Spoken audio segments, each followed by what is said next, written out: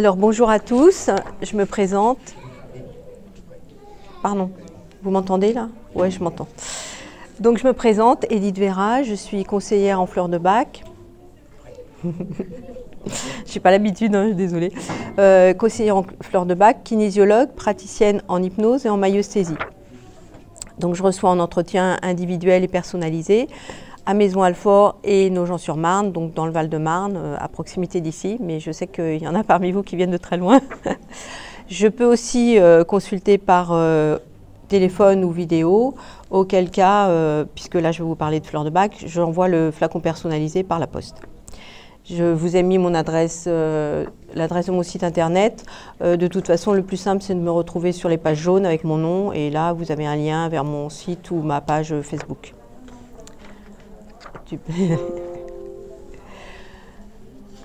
Ça va venir.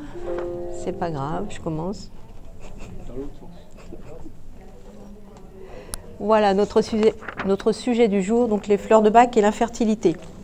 Je vais commencer par vous présenter le système des fleurs de bac en général et ensuite nous verrons une sélection de fleurs adaptées aux situations d'infertilité.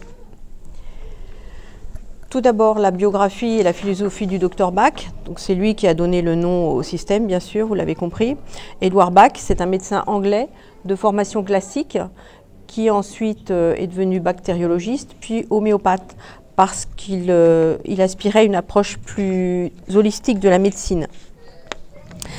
Grâce à ses observations sur ses malades et sur lui-même, il a compris qu'il y avait un lien entre les états émotionnels et le système immunitaire.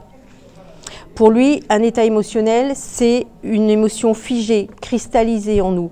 C'est quelque chose qui nous handicape, qui provoque des réactions inappropriées. Il faut bien distinguer ça de l'émotion. L'émotion, c'est une simple réaction chimique. On en a tous sans arrêt, c'est normal. Nous sommes des êtres sensibles. Elles nous traversent les émotions. Elles sont utiles et nécessaires pour nous aider à savoir si ce qu'on vit correspond à nos besoins, si nos besoins sont satisfaits ou non. Et ça nous aide aussi à agir, à faire des choix. Par exemple, la peur va réveiller notre vigilance. La colère va nous permettre de nous débarrasser d'un trop-plein d'émotions désagréables. Mais le docteur Bach a eu l'intuition qu'il y avait autre chose au-delà de l'homéopathie. Donc, il a suivi son intuition et grâce à sa grande sensibilité, il va découvrir 38 élixirs floraux. Donc, chacun correspond à un état émotionnel particulier.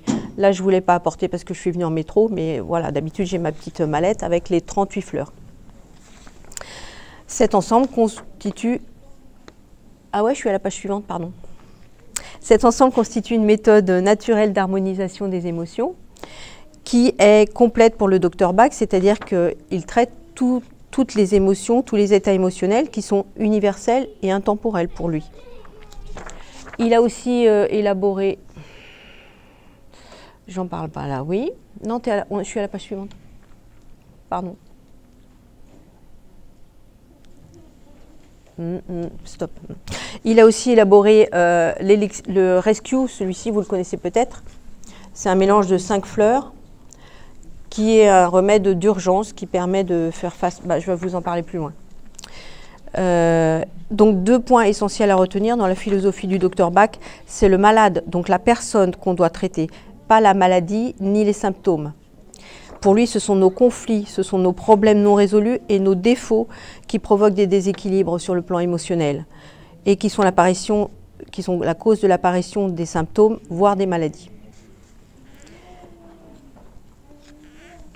Donc les fleurs de Bach, vous l'avez déjà lu, elles sont fabriquées avec, les élixirs floraux sont fabriqués avec de simples fleurs sauvages et des végétaux qu'il a trouvés dans la campagne anglaise, hein, pour la plupart.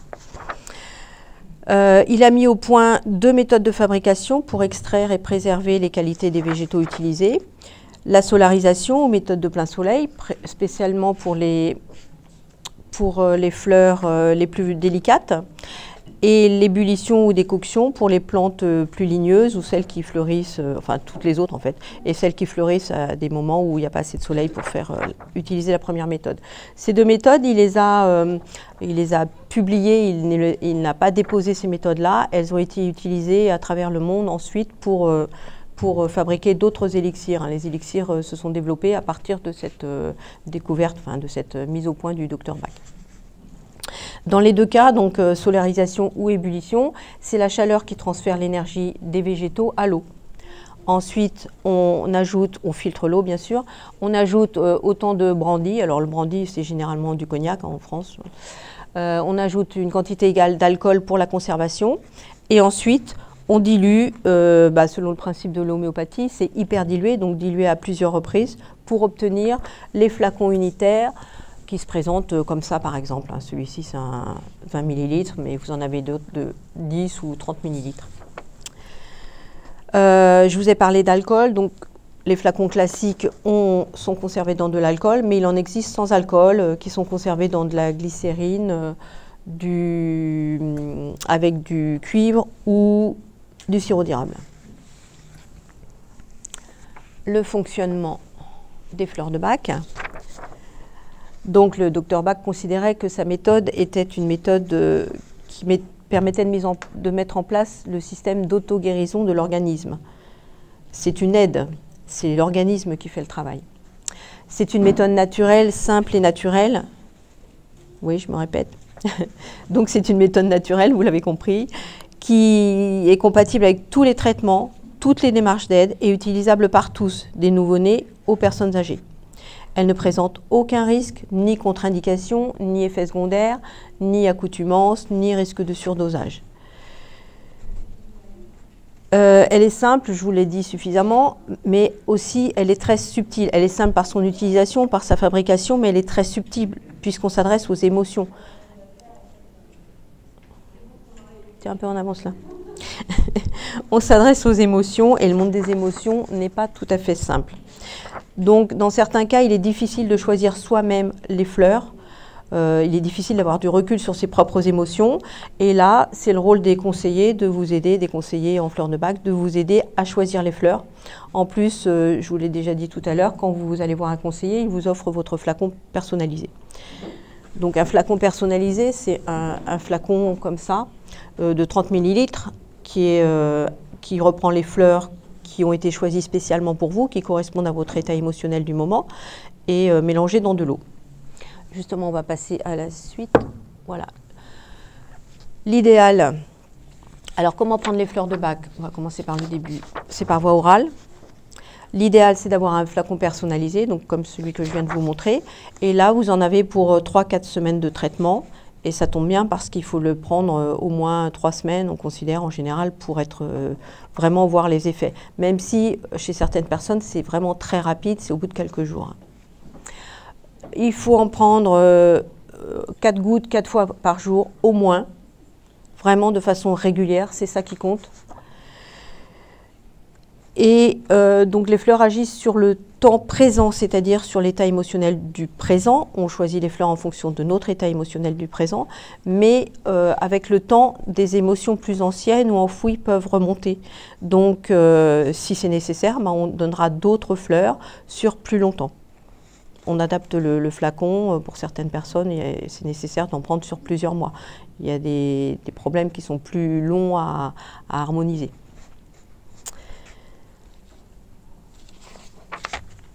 Ensuite, le docteur Orozco. C'est un médecin espagnol contemporain. Il est vraiment spécialiste des fleurs de Bach. Il est passionné par les fleurs et c'est l'une des plus grandes autorités mondiales dans ce domaine. Et je vous en parle parce qu'il a mis au point de nouvelles compositions de fleurs. Je vous ai parlé du Rescue tout à l'heure. Ça, c'est vraiment le docteur Bach qui l'a mis au point vraiment à la fin de sa vie. Lui, il a mis au point d'autres compositions de fleurs qui sont très intéressantes. Je vais vous en parler tout à l'heure. Ce qu'il apporte, c'est une approche novatrice et approfondie parce que lui, il prend en compte non seulement les états émotionnels, mais vraiment la psychologie des personnes, les motivations, les comportements, les mécanismes de défense, les schémas de pensée. Il s'appuie beaucoup sur les types de personnalités, en fait. Ensuite, bon voilà, là on va parler de choses plus concrètes. Des motifs de consultation classiques en fleurs de Bach. On a tout ce qui est en rapport avec les peurs, les doutes, la colère, la culpabilité, l'image de soi, la confiance en soi, le stress, le manque de concentration, la timidité, la difficulté à poser des limites, la perte de contrôle, la rigidité, le chagrin, la tristesse, le deuil, l'hypersensibilité, etc. Toute la palette des émotions. Et maintenant, nous allons aborder la deuxième partie qui va vous intéresser plus particulièrement. Donc je vais vous donner des exemples de fleurs de bac adaptées aux situations d'infertilité. Je précise bien sûr que ces fleurs s'adressent aussi bien à la personne souffrant d'infertilité, au conjoint, à tous ceux qui sont dans cette démarche d'aide à la grossesse. Donc on va pouvoir les utiliser face à l'annonce du diagnostic lorsqu'il est vécu comme un véritable choc, pour faciliter l'annonce de ce diagnostic, l'acceptation de ce diagnostic, pour garder confiance en soi et en l'avenir, puisqu'on a vu que le chemin était quand même assez long et difficile, pour persévérer, aller au bout de ce projet, pour éviter toutes les peurs, notamment les peurs par anticipation, pour les troubles gynécologiques en général, même si bien sûr ce ne sont pas des médicaments, hein. C'est encore une fois pour accompagner un traitement, pour être protégé et mieux s'adapter. Tu peux passer à la suite, voilà. Donc, nous avons le Rescue Remedy et ses dérivés pour faire face au choc du diagnostic. En premier, le Rescue Remedy, c'est celui du Dr Bach, donc une association de 5 fleurs. Elle permet de faire face à tout ce qui est choc physique et émotionnel. Donc, ça peut être suffisant. Si y a une composante d'angoisse vraiment supplémentaire, là on va utiliser le Tetra Remedy Plus. C'est une des associations du Dr Orozco, c'est pour ça que je vous ai présenté le Dr Orozco. Donc le Rescue Plus, malheureusement on ne le trouve pas en vente en France, il faut le fabriquer, mais on le fait à partir du Rescue normal ou du Rescue Nuit. Le Rescue Nuit, c'est du Rescue normal auquel on ajoute une fleur. Et justement, cette fleur, on en a besoin dans le Tetra Remedy. Donc, on peut utiliser aussi bien du Rescue normal que du Rescue Nuit. Et on ajoute 3 ou 4 fleurs pour faire du Rescue Remedy.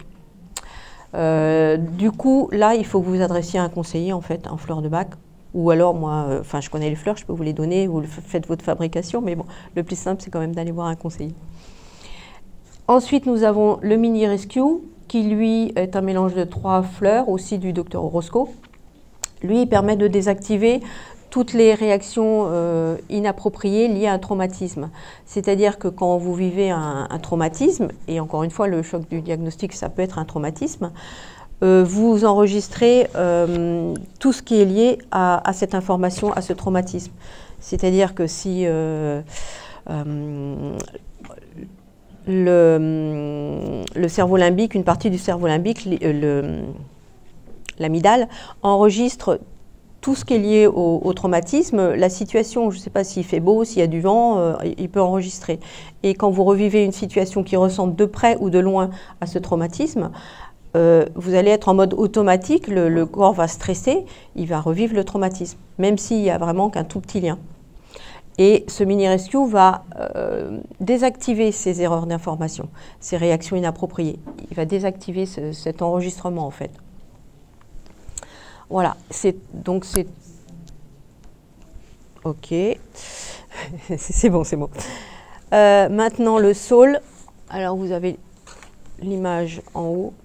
Le saule, pour faciliter l'acceptation du diagnostic, c'est le willow, le saule. C'est la fleur du destin. Donc, on la conseille en cas de sentiment de frustration ou d'échec, de déception, de rancœur, de ressentiment, ou même quand on se positionne en victime, qu'on se comporte en passif-agressif. Le passif-agressif, c'est celui qui dit oui, mais qui pense non, qui évite la confrontation et qui a beaucoup de mal à exprimer ses besoins et ses émotions, en particulier sa colère et sa frustration. Donc, il en accumule beaucoup et Willow va l'aider à apaiser tout ça. Cette fleur, elle aide à cesser de ressasser les injustices. Elle donne la capacité d'accepter son propre destin, de redevenir acteur de sa propre vie, donc de cesser d'être passif et de reprendre les choses en main. Ensuite, nous avons l'arche. Le mélèze, c'est la fleur de la confiance en soi, pour garder confiance en soi et en l'avenir. C'est une des fleurs que je donne le plus souvent. On la donne pour ceux qui manquent de confiance en eux, qui se dévalorisent, qui ont une croyance déformée d'infériorité ou d'inadéquation, qui s'attendent à un échec ou ont le sentiment qu'ils ne réussiront jamais. En plus, s'ils entendent un discours médical qui leur dit « bah non, il y a peu de chance, etc. », ça va être compliqué. Donc cette fleur va vraiment être utile à ce moment-là. Parce que quand on s'attend à un échec ou qu'on a l'impression qu'on ne réussira jamais, bah, au bout d'un moment, on ne tente plus rien et on ne fait plus les efforts nécessaires pour y arriver. Elle aide à débloquer les idées limitantes que la personne a sur elle-même, à prendre conscience de son propre potentiel et à développer sa confiance en soi.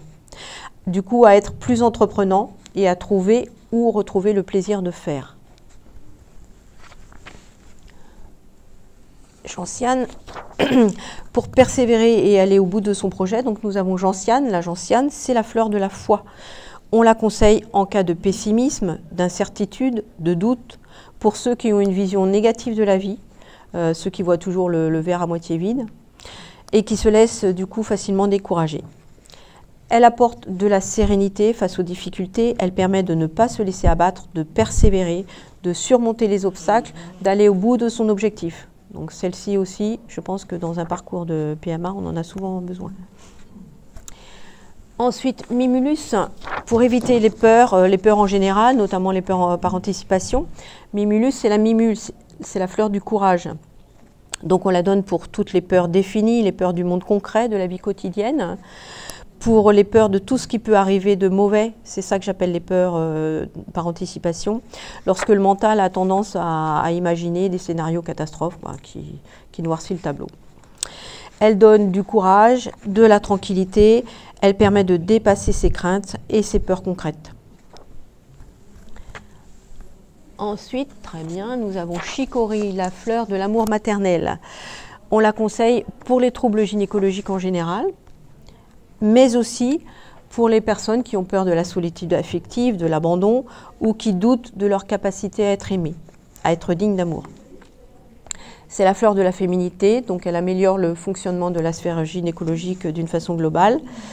Par ailleurs, elle permet de s'occuper des autres de manière désintéressée. C'est ça l'amour maternel. Elle facilite la connexion à ses propres besoins et permet de trouver en soi les ressources pour les satisfaire. Et en dernier, nous avons Walnut, le noyer. C'est la fleur de la renaissance. Elle est très utile pour les personnes hypersensibles. C'est aussi une des fleurs que je donne le plus souvent. Pour tous ceux qui se laissent facilement influencer ou détourner de ses idées ou ses buts. Elle apporte de la constance. Elle protège des influences négatives extérieures. Les influences négatives extérieures, c'est aussi bien les paroles décourageantes de l'entourage que des ambiances ou des choses plus subtiles.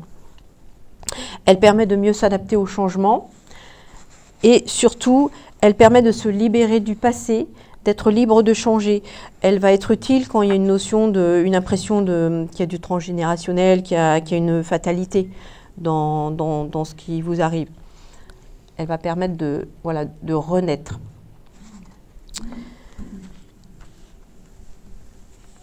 Voilà, je crois que je vous ai tout dit.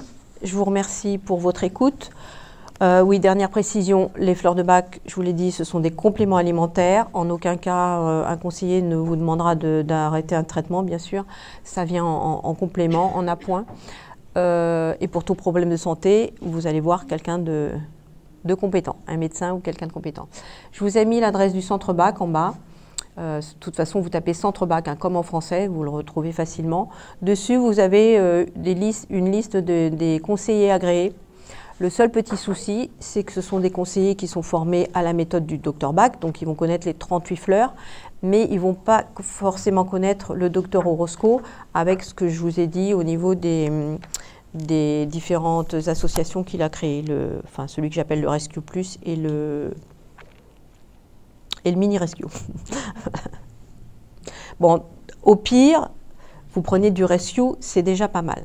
Mais vraiment, l'idéal, c'est d'aller voir un conseiller agréé parce que c'est personnalisé. Forcément, on va étudier comment vous vivez les choses. Chacun vit les choses différemment. On va voir comment vous vivez ça, quelles sont vos craintes, quelles sont vos réactions, et on va vous donner les fleurs adaptées. Voilà, et pour les questions, moi, je répondrai cet après-midi.